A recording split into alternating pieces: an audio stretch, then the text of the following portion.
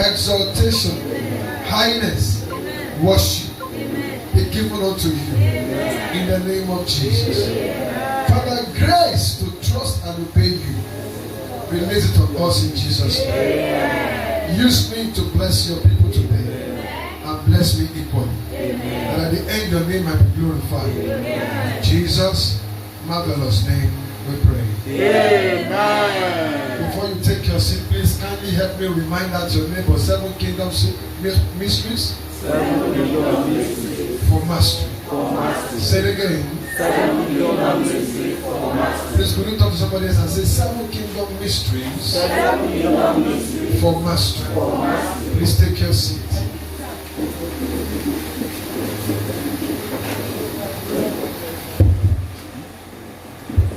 The word mastery, like as I did tell us a few days ago, means the authority of a master. Amen? Amen. It talks about dominion. It talks about the upper hand in the context. And we've been checking on these 7 mysteries of the kingdom that will guarantee our mastery, that will guarantee our control over the affairs of man and of life. Praise God. Hallelujah. We looked at the first mystery as the mystery of what? Obedience. Obedience to God. And the second one, service. Service. And because of the break in transmission, we couldn't continue. And that is why we have to continue this one. Amen? Amen. Amen. Amen. Kingdom of God is run by mystery. Secrets in the kingdom that guarantees express delivery of his word. Praise the Lord. Hallelujah. Whatever you want to become in this kingdom is hidden in the mystery. If you want to become great, you can, if you understood it. Praise God. Hallelujah. And today we shall be looking at the 3rd mystery of the kingdom, and that is the mystery of prosperity. The mystery of what? Prosperity. God wants us to be blessed. God wants us to prosper in life. Praise God. Hallelujah. God wants us with the whole life prosperity to establish his covenant with us. He wants to give us life more abundantly. His wish for us is to live a good life. His wish for us is never to live a beggarly life. Praise God. Hallelujah.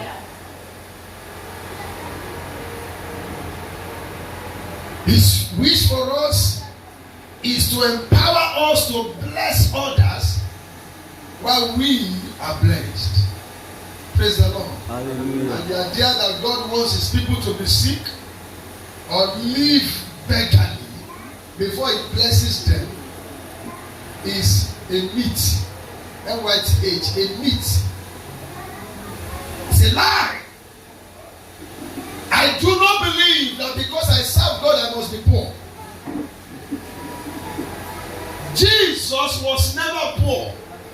Am I complicating? Yes, sir. Look at those that serve God faithfully in the Bible. They were never poor.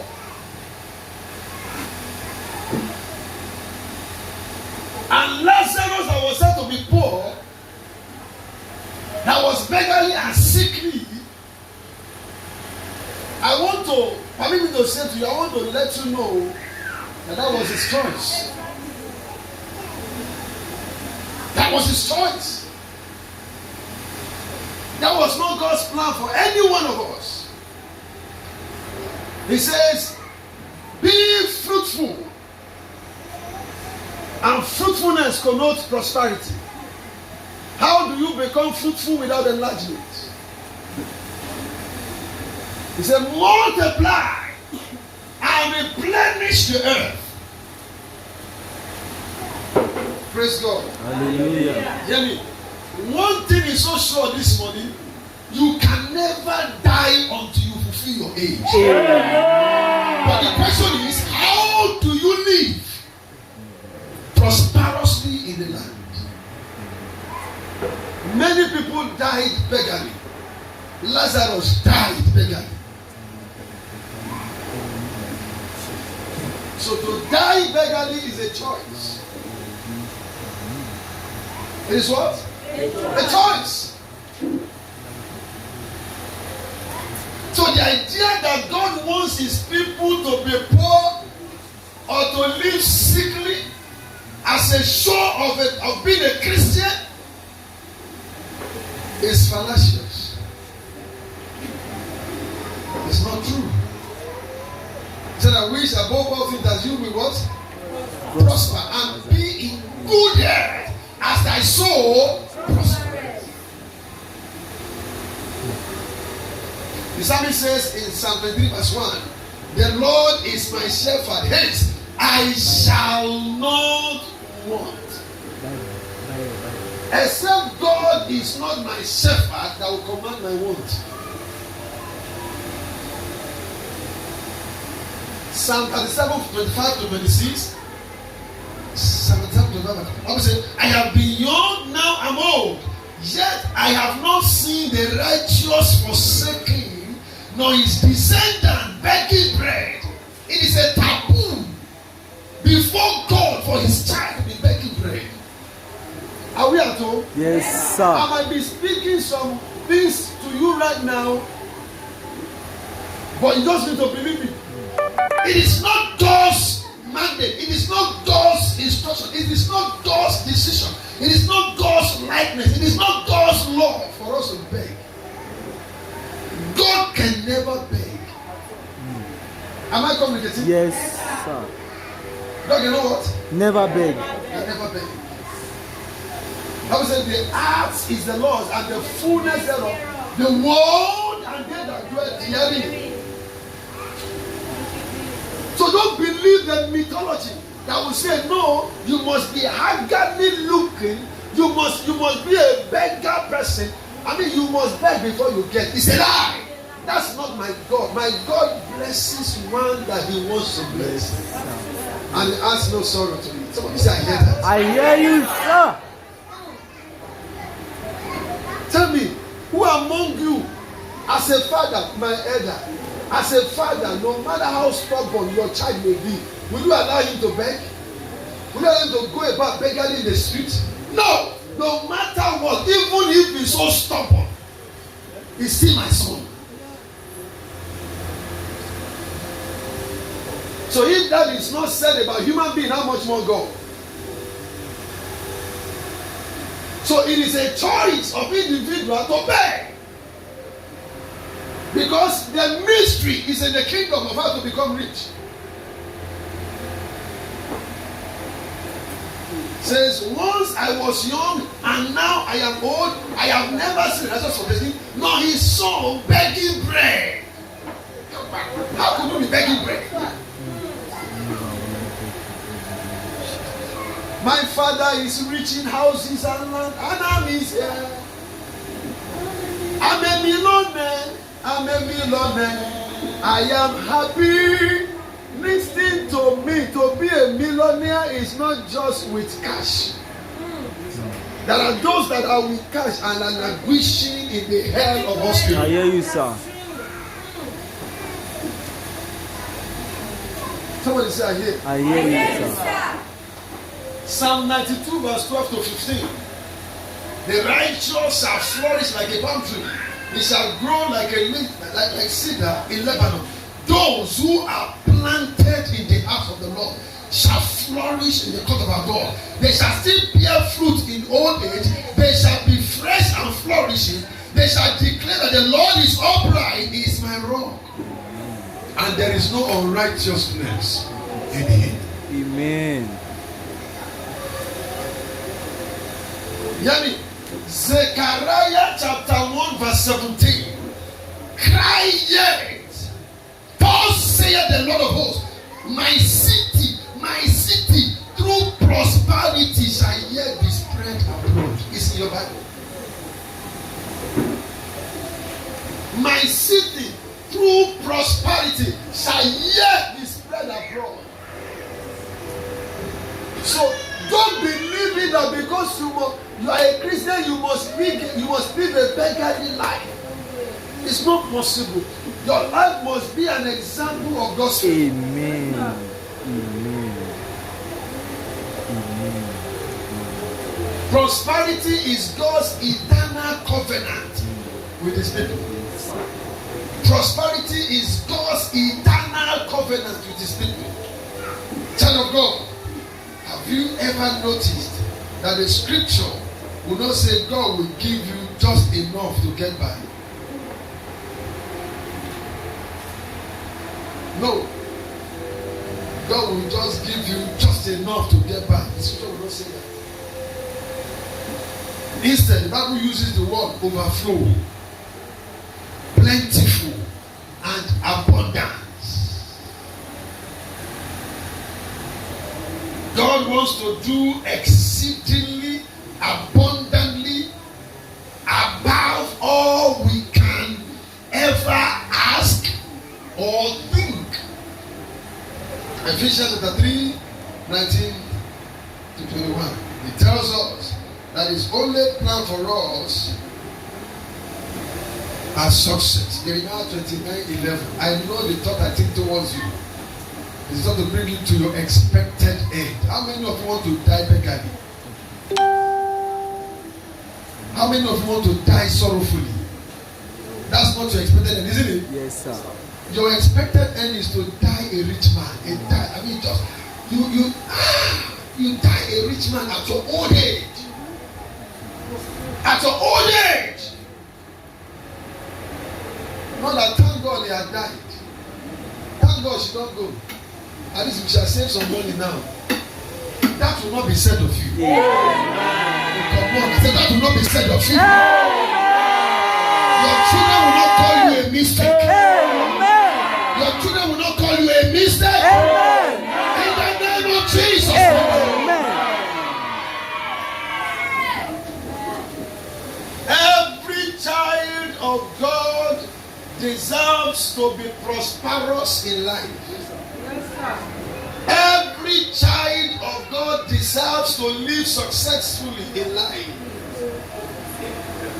In fact, success should be the identity of a child of God. You know why he's blessed? It's because he's a child of God. You know why things are working out for him? It's because he's a child of God. You better let's queue up with him so that we also can be blessed. That should be said of us. Hallelujah. I hate people looking at me pitifully. I'm telling you the truth. Let he that seeth through my heart look at me pitifully, but not a mortal man like my very self. Hey, woman, show. Hey, woman, show. Hey, look at him now. Let's see if we can just give him something. God forbid.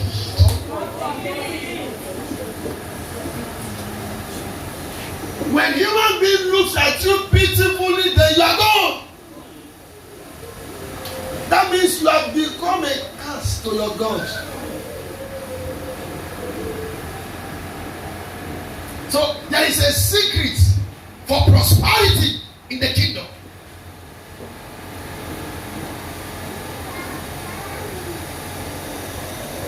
Prosperity is our covenant right. And that is why I'm sharing with us this day mystery of prosperity. And by this I mean the secret of prosperity. Praise God. Hallelujah. I mean the top secret of prosperity. in the kingdom of God on earth. God is not and cannot stand in opposition of our being rich. Absolutely. He is not and can never stand in opposition of our being rich. Yes, God wants us to be rich and be prosperous. Hello? Hi. And that will not make him happy if we are begging. In fact, he delights in our prosperity. He says, let them shout for joy and be glad that favor my righteous cause. Yea, let them say continually, let the Lord be magnified, which had pleasure in the prosperity of his servant. Psalm 35 verse 27. God has pleasure in the prosperity of his servant. That is why I angrily speak on your destiny. You will not beg. I say you will not be poor in life. In the name of Jesus Christ. Why should men gather up to begin to gather 1 naira for you?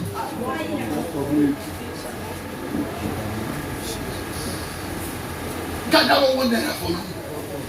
To live and feed your family. I don't have such in this church. I will never have such. Amen. Because as you bow your head and enter into this church, the Lord will prosper your way. Amen. In the name of Jesus Christ. Amen. Thank you, Jesus. I'm saying God takes the life. God takes the life in the prosperity of the servant. In other words, in the prosperity of those that serve Him. He takes the light. He rejoices.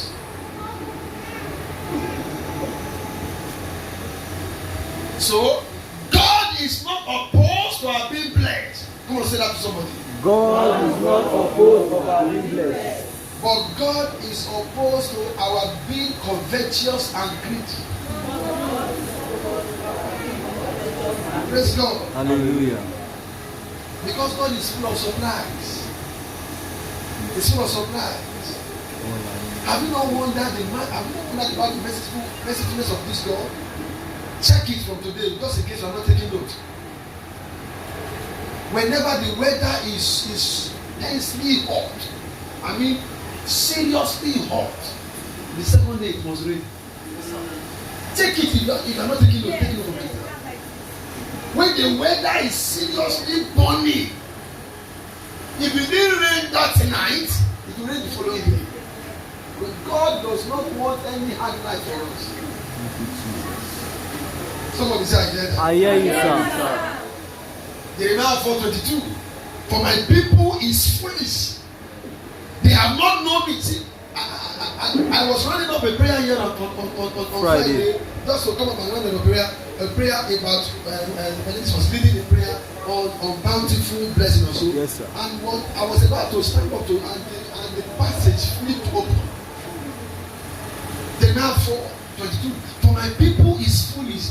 They have not known me. They are sottish children, and they have no understanding. They are wise to do evil, but to do good they have no knowledge. I don't know. How will you know? They are wise to do evil, but to do good they have no knowledge. And my people perish for lack of knowledge. Say the noble men are famished.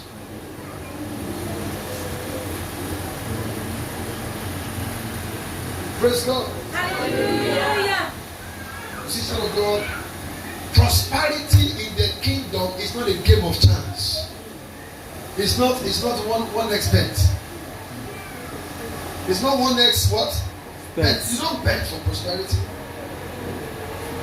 It is a calculative action rightly positioned for God perusal before approving or disapproving the end result. Prosperity is a calculative action. That's what I define it. Prosperity is a calculative action rightly positioned for God's perusal, for God seeing and God looking into it before approving or disapproving the end result. You calculatively act.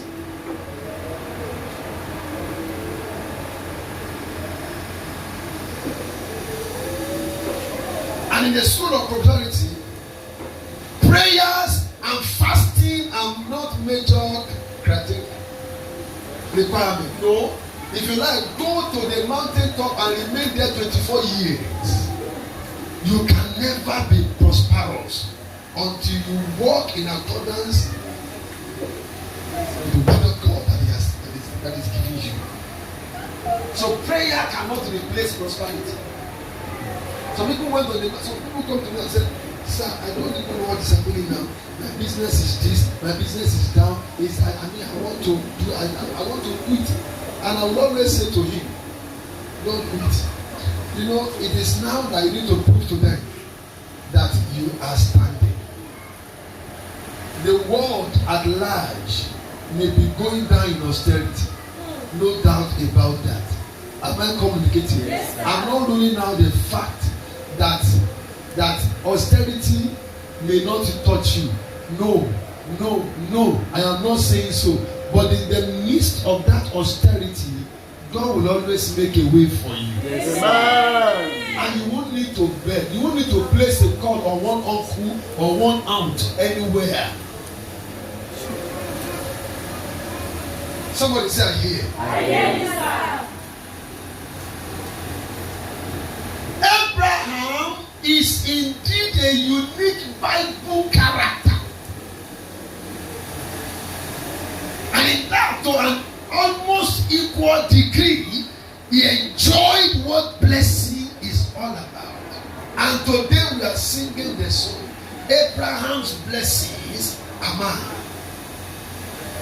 And because you and I believe in Father Abraham's blessings, then I will use him as a case study this morning. Praise God. Hallelujah. He was rich in silver and gold. He was also rich in his knowledge and understanding of Jehovah. Abraham was not lacking knowledge. He was mentally sound of the God that he knows. Praise the Lord. Hallelujah. And as a reward for his consecration and obedience, God gave promise to Abraham that he gave to no one else. Abraham. And today we are enjoying what we are enjoying because of what Father Abraham did. Because you and I are seed of Father Abraham.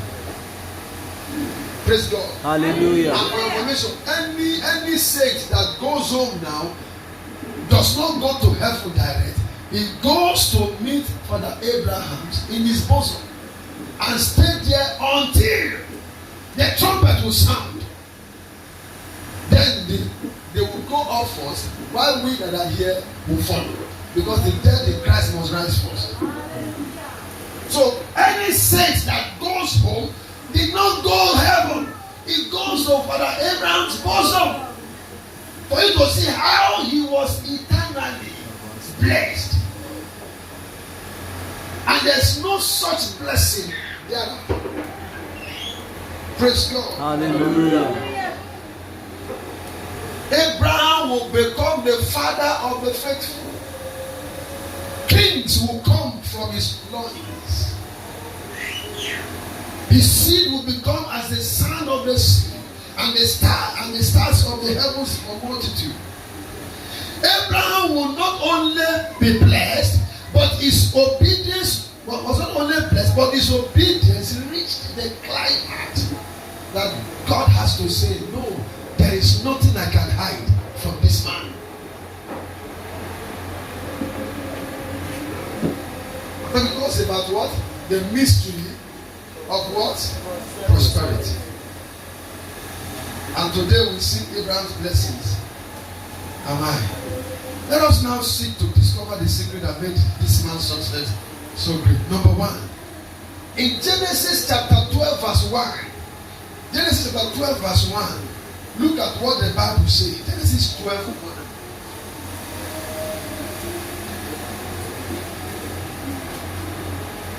Now, the Lord said unto Abraham,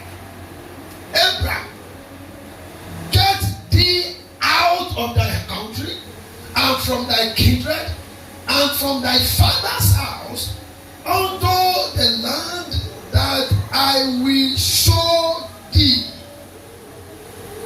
Praise God. Hallelujah. When God called Abraham, he did not promise him that he was going to prosper his business or show him the way to make a fortune. Instead, God called him to leave all, leave everything, and follow. To a land Abraham had never gotten to a land he never knew, because God said he would show him. And for your information, Abraham was not a God servant. Abraham's kindred was serving idols. That is why I'm not surprised when you see sometimes young believers becoming a believer, they are stronger than those that have been there before. Praise God. Hallelujah. When you see a Muslim converted to become a Christian, you can't do anything that is contrary to the Bible before them. But you Christians, you and I have become so close to God that we are His brothers and sisters. Abraham, get out! The first thing Abraham did was to obey. He obeyed. He moved out. How many times has God told you some things? How many times have you disobeyed Him? The song we sang said, trust and do what? Obey. Abraham trusted the God that called him and obeyed him, and he moved out without asking any question. Abraham was not a questioner person. Permit my English. Abraham was not an inquisitor. Sir, where do you say I should go now? No. Abraham, get thee out of the kingdom, move away and go. He said, yes, sir.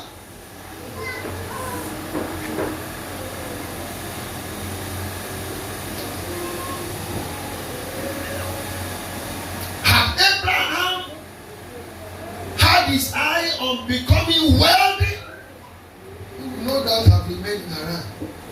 Praise the Lord. Hallelujah. Because Encyclopedia Americana says Haran to the Assyrian was a strategic post of great importance, an extensive commercial center there, and that was where God said, move out away.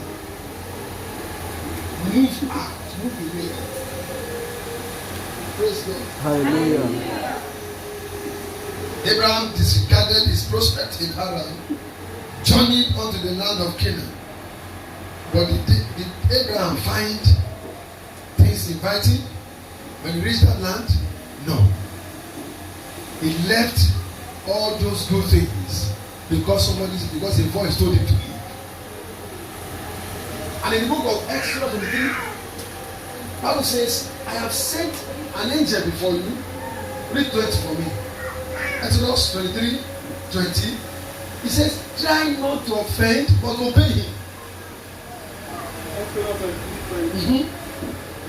Behold, I sent an angel before thee to keep thee in all the to keep thee in all the way. and to bring thee into the place where I have prepared. Oh, Beware of him beware of him. and obey his voice. Thank you, that's what I'm going. Obey his voice. How many times has your pastor told you to do something and say, no, sir, it's like you don't understand what you are saying. Pastor will always succumb to your own instruction, to your own word, because he's not there to fight with you. His own is just to tell you what to do, and it's a matter of choice.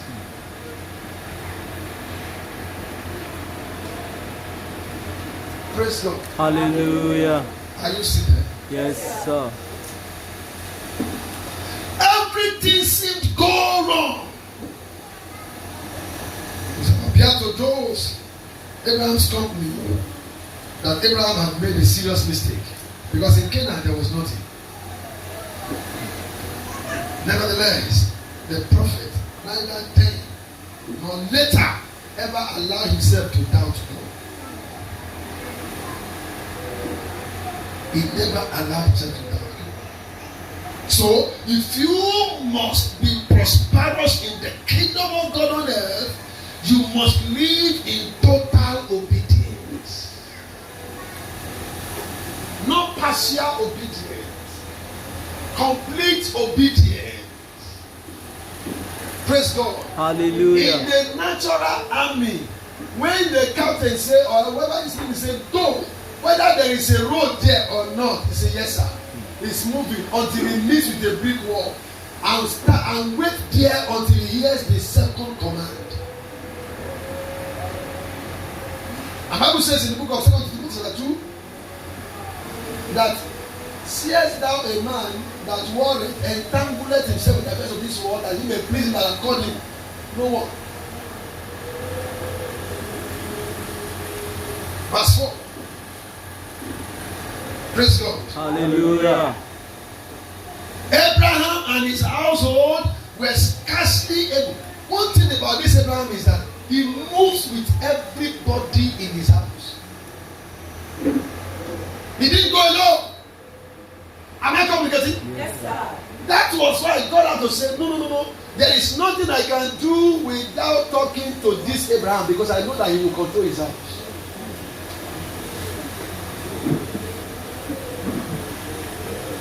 I know he will take care of his house.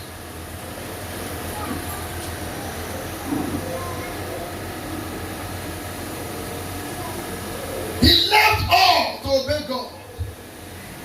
Abraham and his household were scarcely able to find enough to eat in Canaan. But there was no doubt. Under the pressure of the famine, they journeyed down to Egypt, a place they soon ran into more difficulties. But Abraham never gave it a second thought. Almighty, why should he obey God? Why did I obey him now?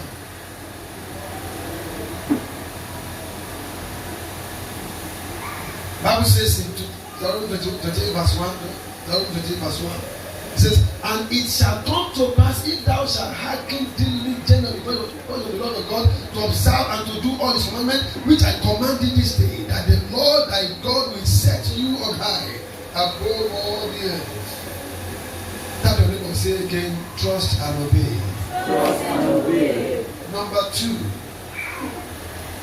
Number 1 is Abraham. Obey. Number 2, somebody says a stagnant pool soon becomes offensive, but a flowing brook spreads health and gladness over the land. Yes, sir. A stagnant pool soon becomes offensive, but a flowing brook spreads health and gladness over the land. I went to a particular place in the eastern part of Nigeria, in Owerri to be precise, and I was led to the stream in that village. In fact, nobody will tell you to scoop water and drink. I mean, in fact, the water is so attractive, and I hear the singing bird. You know that kind of thing, and you see water flowing. My God! In fact, I never even asked whether they drink the water or not. I have to bend down and scoop water, and it was as cold and as anything. That's what that person is saying. But if the water that was to be stagnant, I'll be hearing the word of ever before I get close. Yeah, you sir. So number 2, Abraham was a worker. He was not an idler. Am I communicating? Yes, sir. What you do not walk will not walk. Yeah, you sir. What you do not walk will not what? Will not walk. Life is about what you are able to do for yourself. God will never change his covenant because of you or because of me. He would rather make it good where we are. The Bible says in Proverbs 17:3, the finding pot is for silver and the furnace for gold, but the Lord trieth the heart.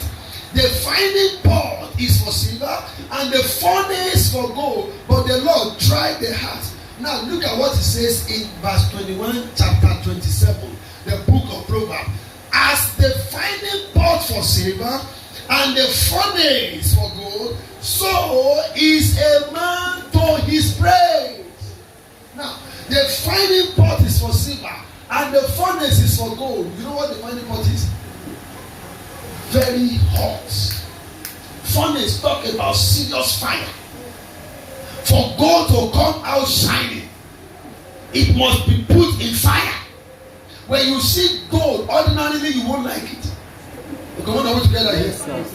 But God has to pass through the fire. The Bible says, as the finding pot for silver and furnace for gold, so is a man to his praise. So you must pass through the heat to get to the height. Am I communicating? Yes, sir. For what you do not work will not work. I hear you, sir. There is dignity in labor. You must pass through the heat to get to the height. You must wear the cross. You must carry the cross to wear the crown. Without any cross, there can never be a crown. Yes, sir. And my general overseer over there says, if there is no pain, if it's not painful, it cannot be gainful. I hear you, sir. What you do not work will not work.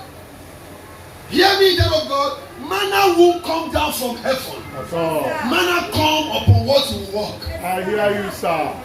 Your point, sir. As a finding pot for silver and furnace for gold, so is a man to his praise. As silver and gold are tried by the art of fire, so you must be tried too. Stolen waters are sweet, but when you get caught, you vomit it. Yes, sir.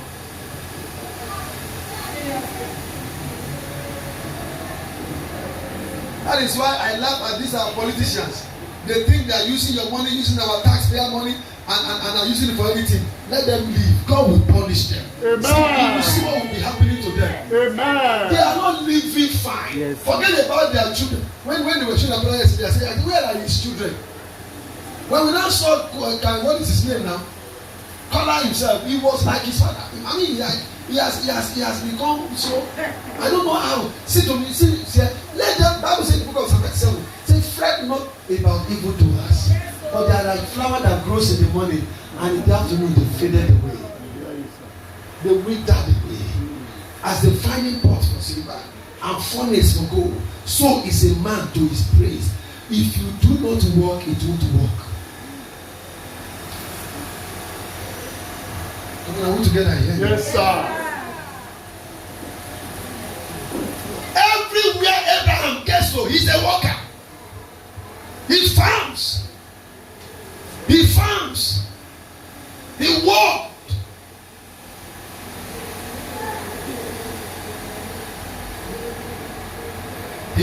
He never went to play because God said, I'm going to bless you.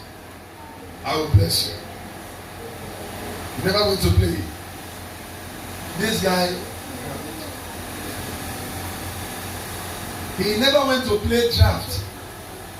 He never went to play Ludo with any of his friends. His senses are working 24/7. That was why he never saw the problem in Canaan. That he has to move to Egypt. Praise God. Hallelujah. You cannot, for instance, be doing nothing and expect God to bless your idleness. 24/7 prayer on the mountain cannot equal 8 hours of labor. Deuteronomy 27:24-7. Deuteronomy 24:7. The Lord shall open unto thee his good treasure, the heavens to give the rain unto thy land in his season, in his own season, and to bless all the works of thine hand. What if the rain in his season comes and find nothing in your hand to bless? Who do you blame? Stay with that groundnut bottle you are selling. Very soon, the Lord is going to enlarge it for you. Amen. I have told you time without number. A woman in Akure there was selling wood, ordinary firewood, and from firewood he built about 4 story, about houses of story buildings. House of story buildings in Akure there, firewood, without adding anything to it. They know it to be a firewood woman. You say, you know, na groundnut at the cell. There's no gain there. Who told you there's no gain there? God can make you to write Lexus. That's groundnut. Absolutely. But you don't know. Whatever you are doing, do it well. If you are a very good groundnut, you know how a groundnut person, and you know how to fry very well. People will be coming from back. Go to that woman and go and get that. Groundnut is good. Absolutely. And before you know it, begin to repackage. Yes, sir. And before you know it, begin to export. But no, this one cannot work. You have said it, it will never work. Abraham was a worker. He was a Jekima.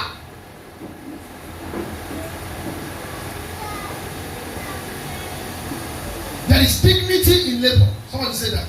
There is dignity in labor. Genesis 1:27.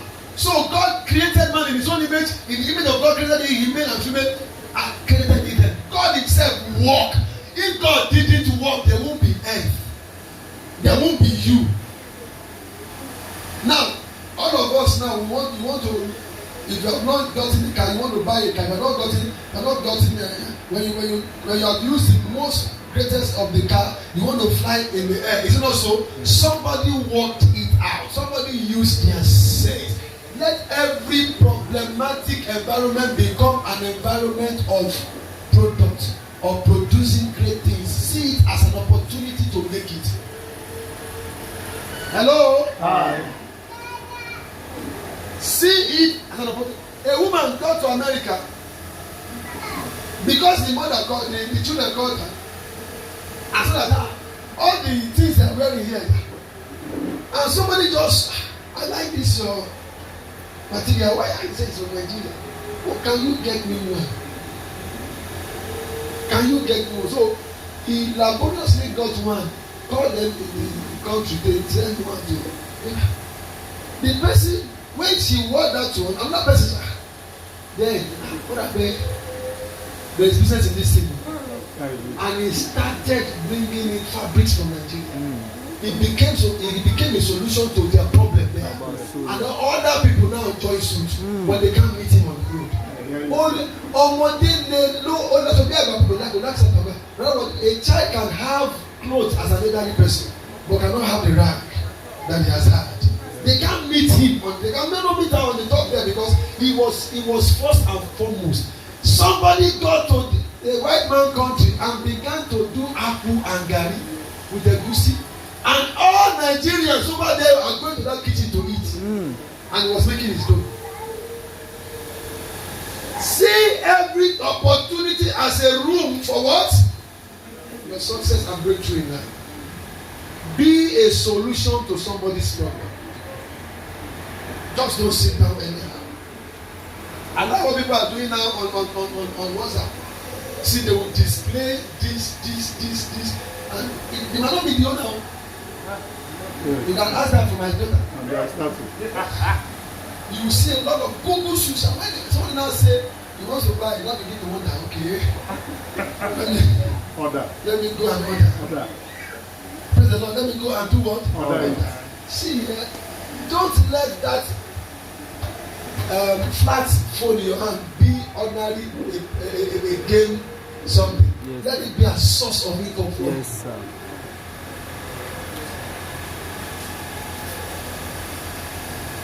Somebody say again. I hear you, sir.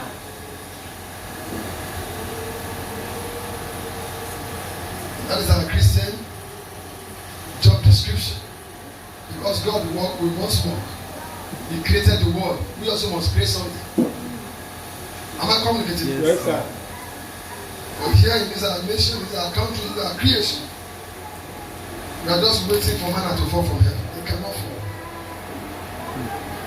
Colossians 1:16, English Standard Version says, "For by him all things were created in heaven and on earth, visible and invisible, whether thrones or dominion or rulers or authority, all things were created through him and for him." Praise God. Hallelujah. And the spirit of the facilitator and sustainer of all creature is God. God works, and so do we. Number 3. Very good. Number 1 is what? Obedience. Number 2. You too must what? Number 3. Abraham lived a sacrificial life. In Genesis 22 from verse 1 to 13, God just appeared. Abraham, read for me. Verse 2. Chapter 22. I want you to follow. Very, very quickly. Time. From verse 2. And he said, Take now thy son. Now listen to me. Take now thy son. Now listen to me. In other words, Abraham had many sons. Here now. But now look at it. Yes. Thy only son Isaac, whom thou lovest. That one that you loved. That one that you loved. Let me tell you, that was not the son that opened the lips of Abraham. I hope you understand that. But that particular one that you loved, and get thee into the land of Moriah, and offer him there for a burnt offering. If God had told him the way he told him in chapter 12, get there and I will show you what to do. You say, after all, he didn't tell him. But he told him from the word go, take that your son that you love and go and offer him as what? But look at verse 3. Read now. And Abraham rose up early. And Abraham rose up. There's no room for argument. There was no time for him to place a deductive argument before God. There was no time to say, oh Lord, you know how long it took you for you to give me this. No. Abraham rose up early in the morning. Please.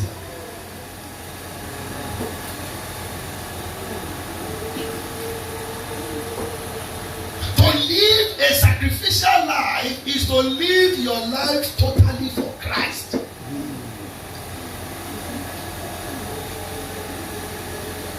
You don't think of yourself first before you say or do anything. You live purely as a soldier who has no life of his own, in quotes. You live as commanded by God in His Word and as led by the Holy Spirit. Nothing is too big for you to do for God.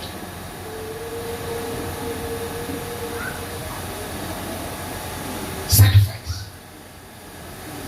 Sacrifice. How much sacrifice can you render unto God? Particularly of that one that you love most. Sacrifice. And sacrifice is the price you pay for significance. Wherever you want to be tomorrow is a function of the price you pay today. Yes, sir. Can I inform you?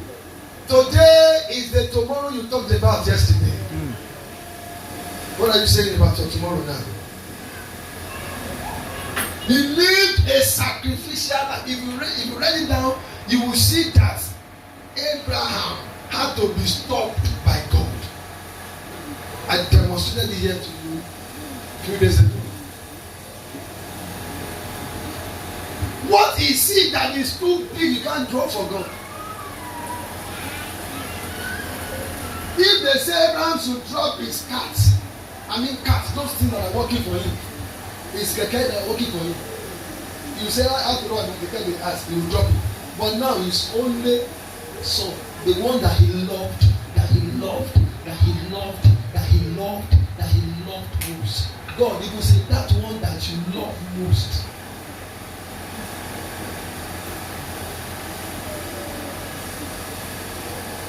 And here we see Abraham's blessings and what can you sacrifice for God?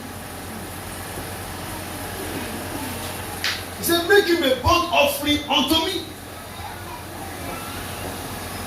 Praise God. Hallelujah. Abraham never saw any need for him to place an argument before him.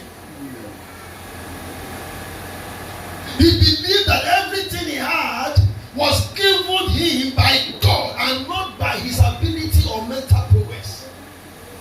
And not because he knows how to keep, he was able to keep. Not because he knows how to work, he was able to get and say. No, he saw everything that he had given him by God. And if God asked for it, so be it.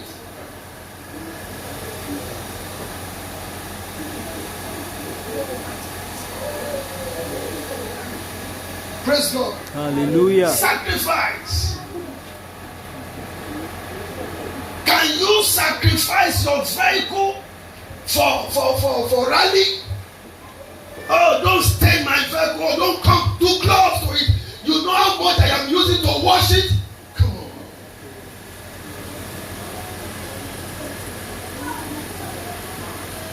That particular, can you sacrifice your facial look even in the public to say Jesus loves you? What about your time? Can you sacrifice your business for God? Forgetting the fact that He's the one that gives the power to make wealth.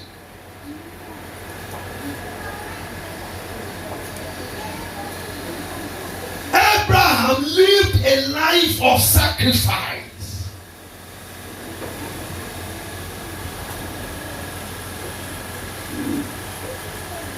And we want to be blessed.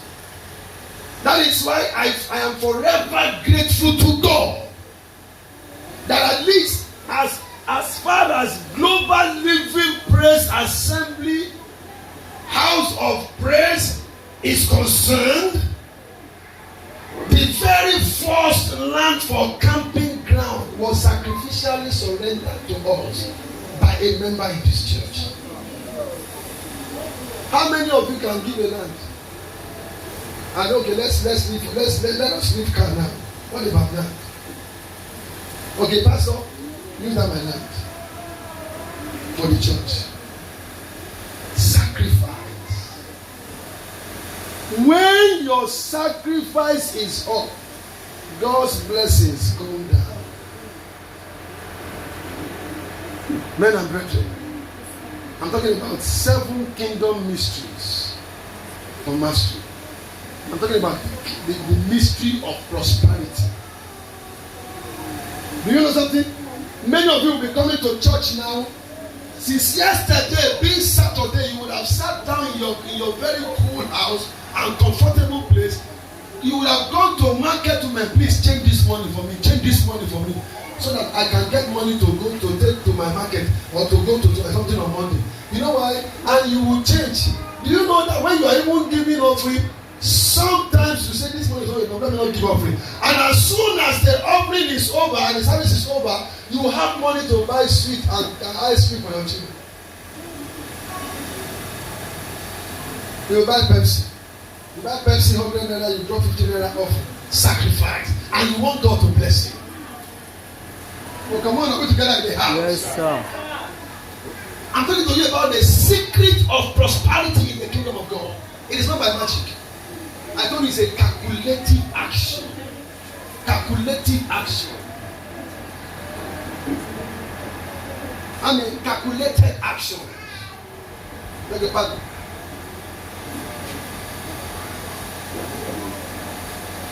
Hey! And once you brought it out, and your eyes caught it, go back. It's not your choose. Many of you will bring the most tattered, useless note and drop it. Nobody saw you, but forgot that as you wrap that thing, nobody saw you, but there's somebody looking into that purse. And you are dropping it for him, making it to become a donkey. But I take that is your portion. Hear me? What you are not ready to sacrifice, you cannot get. You may even likely lose it. Abraham, stand up. Yes, sir. In verse 8, he never, look at what happened. Read for me from verse 15 to 18. Okay, let me read it here. And the angel of the Lord called unto Abraham out of heaven the second time and said, by myself, Abraham, have I sworn, said the Lord, for because thou hast done this thing, and not withheld your son, thy only son, that in blessing I will bless you. In blessing I will bless you, and in multiplying I will multiply thy seed as the stars of heaven, and as the sand which is upon the seashore, and thy seed shall possess the gate of their enemies. Abraham, I shall make sure that your children possess the gate of their enemies. The gate of their enemies will not be able to shut against them. And this is not talking about. Why? Because Abraham lived a sacrificial life. Can God say that about us? And yet want to be blessed? Verse 18. And in thy seed shall all the nations of the earth be blessed. In thy seed shall all the nations of the earth be blessed, because thou hast obeyed my voice.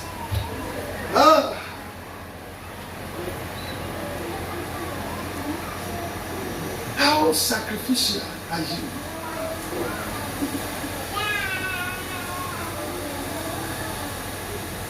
Till tomorrow is still a surprise, and we are praying the Lord must bless that person. Are you with me? Yes, I wasn't looking for it for now. I just spoke carelessly about it, and God just used it. I just spoke with evangelist. I wish we didn't pray about it, and God just used somebody, and that person just like give this out, yes sir, and the person gave it out. Then why won't God bless such a person? Oh, come on, I want to get out there. Yes, sir. Somebody tap your name and say, be sacrificial. Be sacrificial.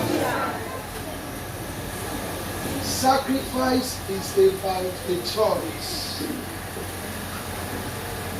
There is no sacrifice without burning things. Things must be done. Lastly, very quickly, how many of you still want to be prosperous in life? I am. Now, the last one is that in Genesis chapter 14, verse 17 to 20. Genesis 14, 17 to 20. Dear, Abraham was a tither. The question I will continue to ask myself is, who taught Abraham how to give tithe? Because this was Genesis. We have not gotten to Leviticus, Numbers, and Deuteronomy where tithes were pronounced as law. Now, read for me if you are there, 17 to 20. Genesis 14. Okay, I've seen it. Let me read. Bible says, and the king of Sodom went out to meet him after his return from the slaughter of the Chedorlaomer. Amen. And of the kings that were with him, and the valley of Shaveh, which is the king's tale. And Melchizedek, the king of Salem, brought forth bread and wine, and he was the priest of the Most High God. That Melchizedek went to him, took bread to him and wine. He was the priest of the Most High God. He never went to him to preach tithes. Am I communicating? Yes, sir. And he blessed him and said, blessed be Abraham of the Most High God, possessor of heaven and earth. And blessed be the Most High God, which hath delivered thy enemy into thy hand. And he gave him tithes of all. Abraham surrendered tithe of all. The question is, who taught him? And he said, if he carry 10 slaves come, priest go with one slave. If he carry 20 rams come, priest go with 2 rams. Who taught him how to pay tithe? This man knew how to sustain his prosperity. Tithe sustains your prosperity. Yes, sir. And seal up every loophole. Every loophole. Praise God. Hallelujah. Please, can you give me another 5 minutes? Yes, sir. My time is up. Can you give me another 5 minutes? Yes, sir. Thank you. Seal up every loophole. In Deuteronomy chapter 14, verse 22, Bible says, and thou shalt truly tithe all the increase of thy seed, that the field bringeth forth year by year. Are you a tither? Do you tithe? The little you are receiving, are you paying the good tithe of it? Once you continue to eat God's food, you are eating all the food for your tomorrow.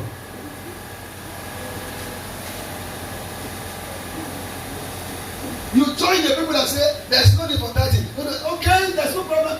I told you from the onset, to become prosperous is a matter of choice. But if you were wise, if Nigerian Christians were wise, you say that those who are saying there is no need for tithing, they have already collected it before now. Yeah. Could they not have returned those tithes that they have collected? Oh, come on, I want you to get Could they not have returned it? And I dare them, let them come and tell me why they say so. It is not in the scripture. Oh, they should have behaved like that man that wanted to see Jesus. What is his name now? That climbed Zacchaeus. They will say, okay, please, everyone that has paid tithe, you will see that they will try your pride their standing.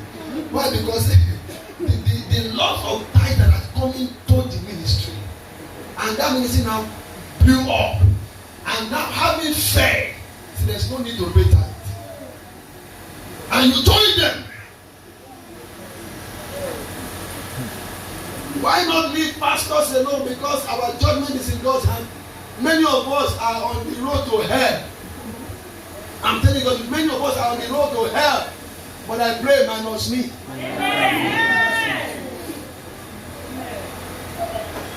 Jesus said, woe unto you, lawyers.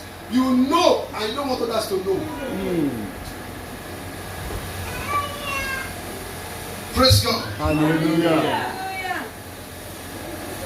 Jesus Christ says something that there is also need to pay tithe.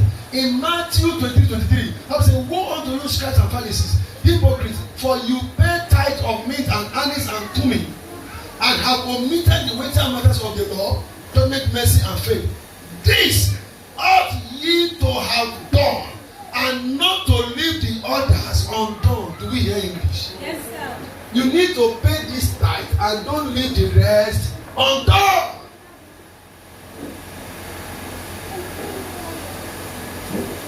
Undone.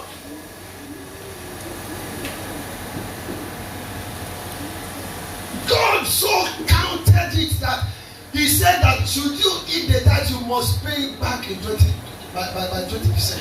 When you get to please read, if you get to read anyway, Leviticus 20. 30 to 34. Leviticus 20, 30 to 34. Malachi 3, 7 to 10, it says, offer your tithe. You say, let me read Malachi 3, 7 to 12. 7 to 10. And I'll stop there. Praise God. Hallelujah. Thank you for the extra minute you gave me. I'm exhausting it very soon. Oh God, who is there now? Even from the days of your fathers. Even from the days of your father, it didn't start from you. Away from you have gone away from our ordinances. I have not kept them. And you have not kept them. Return unto me. Say, return unto me now. I will return unto and I'll return unto you. Says the Lord of hosts. Yes? But he said, where? Wherein shall we return? How shall we return? Where did we go, Lord? Yes? Will a man rob God? Say, will a man rob God? Ye have robbed me. Ye have robbed. But ye say, wherein have we robbed you? Mm-hmm. In tithes and offerings. In tithes and offerings. Ye have bought with a cost. Stop there. I don't like reading it. But that cannot be removed from the Bible. I don't like reading it. I don't be removed from the Bible. Child of God, if you do not want to prosper, don't be singing Abraham's blessings and mine. Don't join them. Remain the level you are. And people can be giving money and be giving you. But I minus you. I pray for you this amen. But minus me. What do you do with it? Abraham obeyed God, man. He moved out. Abraham was a worker. What are you working on? Abraham lived a sacrificial life. What about you? Abraham was a tither. Are you? That is a mystery of prosperity in God's kingdom. I'm going to gain mastery over them. You must act. Stand to your feet.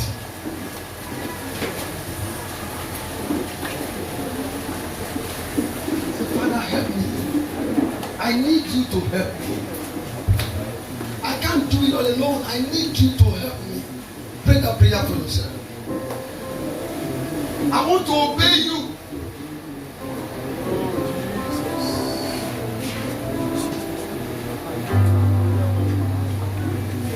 I want to obey you. Please, Father, help me to obey you.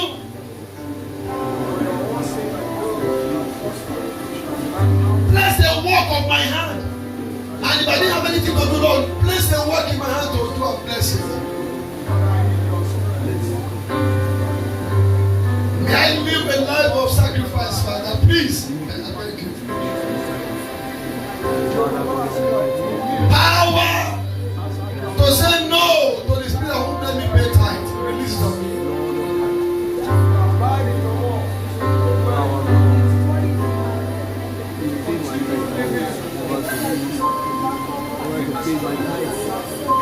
Sacrifice. Sacrifice. Sacrifice.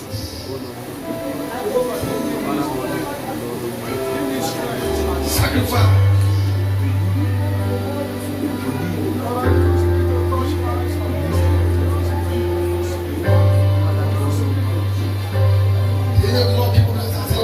By myself, I swore, because thou hast done this thing and hast not withheld.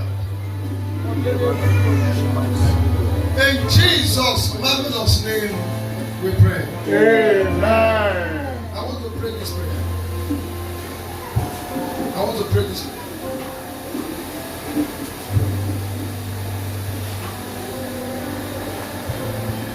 Hear me. After Abraham